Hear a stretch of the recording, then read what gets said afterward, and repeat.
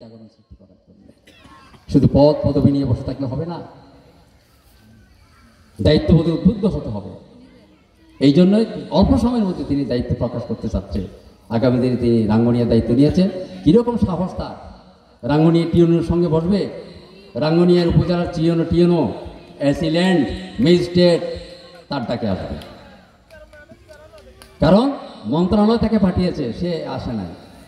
গণপ্রজাতন্ত্রী বাংলাদেশ সরকার, অন্তর্বর্তী সরকারের নোবেল বিজয়ী ডক্টর ইউনূস সরকার তাকে পাঠিয়েছে এখানে, তার দায়িত্ব।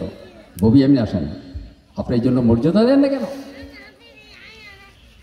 আমার ঘরে সন্তান হতে পারে, আপনার ঘরে সন্তান যদি হয় আমি মর্যাদা দেব, সেরকম আপনি রত্ন ঘরবা হন, রত্ন তৈরি করেন আপনি ছেলেকে মেয়েকে, রত্নের মতো হবে, আলো ছড়াবে, ফুলে ফুলে সাজবে।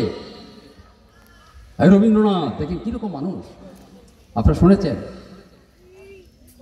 এক একটা জীবন, কিরকম জীবন। ঈশ্বরচন্দ্র বিদ্যাসাগর, আরে মায়ের ডাক শুনে জীবন তৈরি হয়ে যাবে।